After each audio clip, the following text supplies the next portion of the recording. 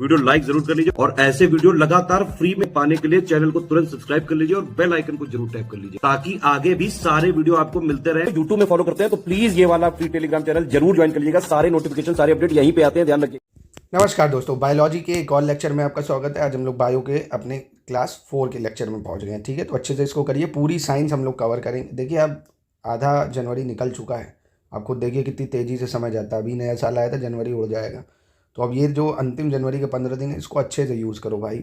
बहुत सारी चीज़ें पढ़ डालो, क्योंकि पेपर एंड ऑफ मार्च या अप्रैल में हो गया तो आपको कितना ही समय मिलेगा, आप खुद सोचो ना। और पढ़ने के लिए इतनी सारी चीज़ें हैं, तो प्लीज़ सीरियस हो जाओ अगर अभी भी आप लापरवाही कर रहे हो। तो चलो इसको देखते हैं। अल्फ़ा लिनोलेनिक अम्ल, अल्फ़ा लिनोलेनिक अम्ल जो है, ये एक ओमेगा 3 वसी अम्ल है, यानी ओमेगा 3 फैटी एसिड होता है जो रक्त नलिकाओं में वसा के जमाव को रोकने में सक्षम होता है। कहाँ पे? रक्त नलिकाओं में वसा का जमाव यानी फैट को रोकने का काम करता है। ठीक है। वहीं असंतृप्त वसा की बात करें, संतृप्त वसाओं की तुलना में असंतृप्त वसा संतृप्त वसाओं की तुलना में अधिक अभिक्रियाशील होते हैं। ठीक है। असंतृप्त वसा मतलब अनसैचुरेटेड जो फैट होते हैं, और इनके अणुओं में किन्हीं कार्बन परमाणुओं के मध्य दोहरे बंध होते हैं और संतृप्त वसाओं में दोहरे बंध नहीं होते हैं। यानी जो असंतृप्त वसा है यानी अनसैचुरेटेड कार्बन, जैसे आपने एल्कीन एल्काइन पढ़ा होगा, उसमें डबल बॉन्ड है एल्कीन में, एल्काइन में ट्रिपल बॉन्ड है। ठीक है, ये आपको याद रखना है।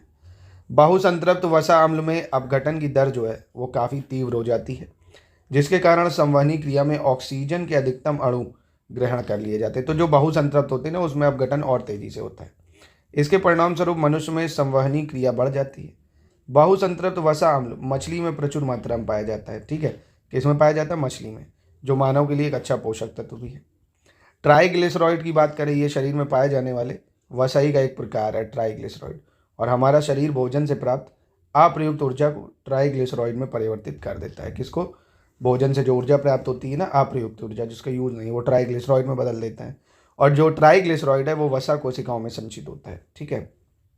भैंस के दूध की बात करें अगर, तो उसमें फैट का परसेंटेज ज़्यादा है, 7.2%, जबकि गाय के दूध में जो फैट है वो कम होता है, 3.5 से 4% ही होता है ना। इसके अलावा दूध में आपको पता है प्रोटीन, खनिज लवण, लैक्टोज, ये सब काफ़ी पाए जाते हैं। दूध पिलाने वाली जो माँ है उसको प्रतिदिन कुल आहार का जो वो लेती है 10% से 15% भाग प्रोटीन की आवश्यकता होती है। यानी ये मात्रा प्रतिदिन 65 ग्राम से 70 ग्राम प्रोटीन होनी चाहिए। कुपोषण की स्थिति असंतुलित पोषण अर्थात अल्प पोषण या अति पोषण के कारण होती है ना, जब बॉडी में न्यूट्रिशंस ही नहीं।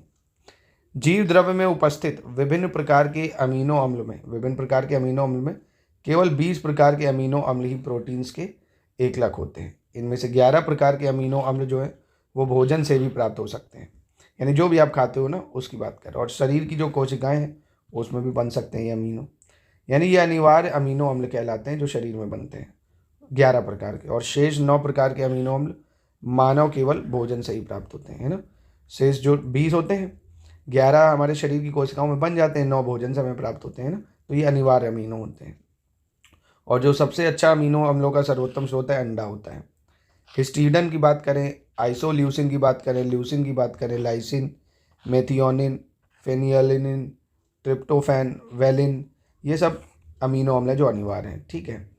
और भी नाम है, जैसे ग्लाइसिन है, सेरिन है, टायरोसिन है, एलेनिन है, ग्लूटामिक अम्ल है। अगर कोई भी पूछ ले इनमें से क्या अमीनो अम्ल है तो आप बता सकते हो इसको। एक कठोर परिश्रम करने वाले पुरुष को कितनी कैलोरी चाहिए? 3500 से 4000 कैलोरी चाहिए। पानी कैलोरी फ्री आहार होता है भाई, पानी में कोई कैलोरी नहीं होती। एक गिलास पानी पीने से मिलने वाली कोई भी कैलोरी नहीं है, ज़ीरो होती है।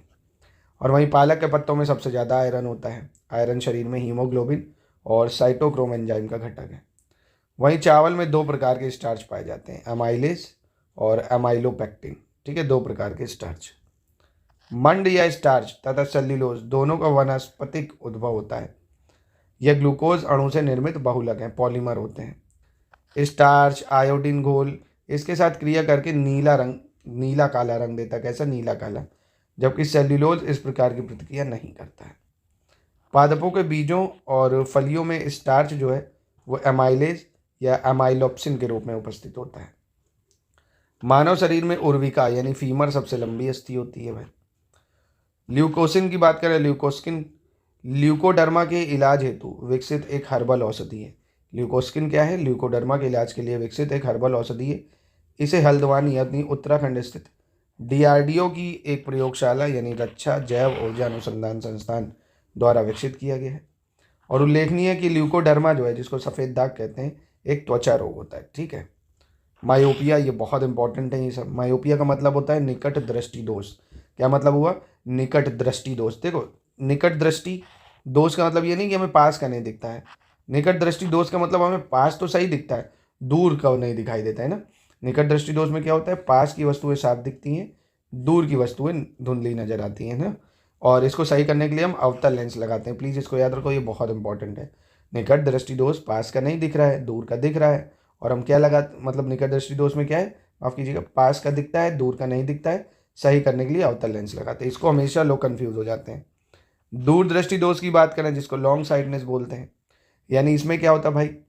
दूर की वस्तुएं तो हमें साफ दिखती हैं भाई, है ना। हाइपोमेट्रोपिया भी बोलते हैं इसको, हाइपरमेट्रोपिया। क्या? दूर दृष्टि दोष या हाइपरमेट्रोपिया। दूर की वस्तु तो दिखती हैं, पर इसमें हमें पास की नहीं दिखती हैं, इसलिए इसको उत्तल लेंस का यूज़ करते हैं सही करने के लिए। तो ये दो को 4 बार रटो भाई। मायोपिया यानी निकट दृष्टि दोष, यानी हमें क्या है? पास का दिखता है, दूर का नहीं दिखता, सही करने के लिए अवतल लेंस। दूर दृष्टि दोष यानी हाइपरमेट्रोपिया, दूर का हमें क्या होता है? जो नहीं साफ दिखता है, पास का नहीं दिखता है। ठीक है, इसके लिए उत्तल लेंस लगाते हैं। फिर अबिंदुकता या एस्टिग्मैटिज्म बोलते हैं इसको, एस्टिग्मैटिज्म। ये क्या है? इससे प्रभावित व्यक्ति की जो दृश्यता है उसमें कमी आ जाती है और वह ऊपर नीचे एवं बाएं दाएं की वस्तुओं की उचित ढंग से नहीं देख पाता है। इस समस्या से मुक्ति हेतु बेलनाकार लेंस का प्रयोग किया जाता है। बेलनाकार लेंस का उपयोग करता है वो। ठीक है।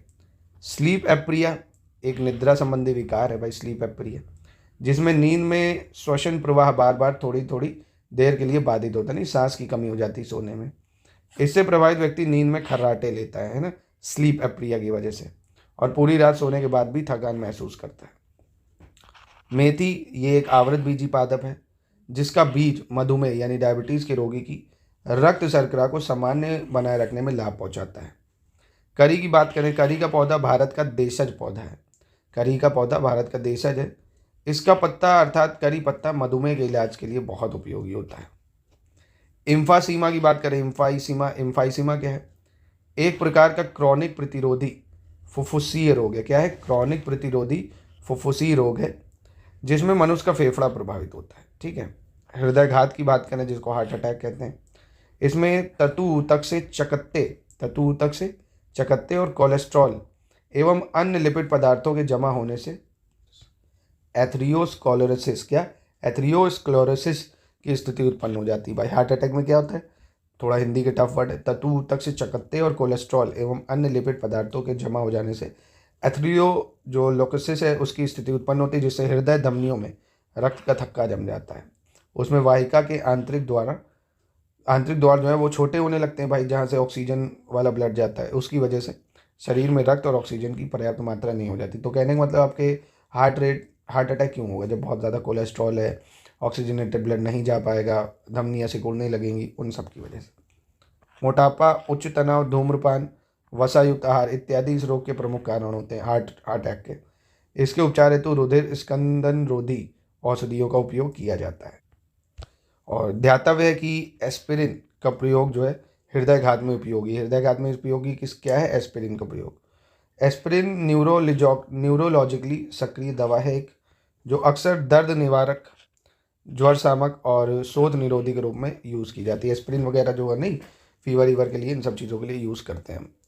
औषधि वितरण में काम आने वाली जो खाली संपुट है यानी ब्लैंक कैप्सूल है, मांडी या मंड इससे निर्मित होती है, जो कि पेट में जाकर आसानी से गल जाती है। देखते नहीं आप ये कैप्सूल खा रहे हैं, ये प्लास्टिक है, नहीं, ये ब्लैंक कैप्सूल जो होते हैं मांडी स्टार्च से बने होते हैं ना, घुल जाते हैं। इसके परिणाम स्वरूप संपुट में स्थित दवा बिना किसी अवरोध के शरीर में भी चली जाती है। पीलिया या जॉन्डिस की बात करें, बहुत घातक रोग है। मुख्यतः यकृत यानी लीवर को प्रभावित करता है जॉन्डिस, और इस रोग में यकृत कोशिकाएं रुधिर से बिलीरुबिन को ग्रहण नहीं कर पाती। किसको? बिलीरुबिन को ग्रहण नहीं कर पाती हैं, और पीला बिलीरुबिन रुधिर में ही रहकर पूरे शरीर में फैल जाता है। तो जो पीलिया हो जाता है वो किस लिए होता है? क्योंकि जो यकृत कोशिकाएं होती हैं वो रुधिर से यानी खून से बिलीरुबिन को ग्रहण नहीं करती हैं, और ये पीला बिलीरुबिन रुधिर में ही रह जाकर पूरे शरीर में फैल जाता है। इसमें त्वचा एवं नेत्र पीले पड़ जाते हैं तथा मूत्र भी पीला हरा सा हो जाता है ना। पीलिया एक संक्रामक रोग नहीं है, मतलब फैलता नहीं है एक से दूसरे में। तो ये था दोस्तों आज का लेक्चर। प्लीज़ इसको अच्छे से लर्न करिए। बाकी आप इन नोट्स को ले सकते हैं। हमारा देखिए RO की कंप्लीट आप वीडियो क्लास लेना चाहते हैं तो पूरी GS की, हिंदी की और करंट अफेयर्स की सिर्फ वीडियोज़ एक्सक्लूसिव ये हमारे ऐप पे आपको मिल जाएंगी मात्र 799 में। और पूरा स्टडी मटेरियल भी लेना चाहते हैं वीडियो के साथ तो 2200 रुपये में आपको मिल जाएगा। नंबरों पे कांटेक्ट करिएगा, जो डिस्काउंट होगा और आपको करा दिया जाएगा। तो RO की संपूर्ण तैयारी घर बैठे आप अभी भी कर सकते हैं। UPP से 2025 की कर सकते हैं। पूरा GS का material, test series, quiz, current affairs का क्विज, शानदार तैयारी घर बैठे।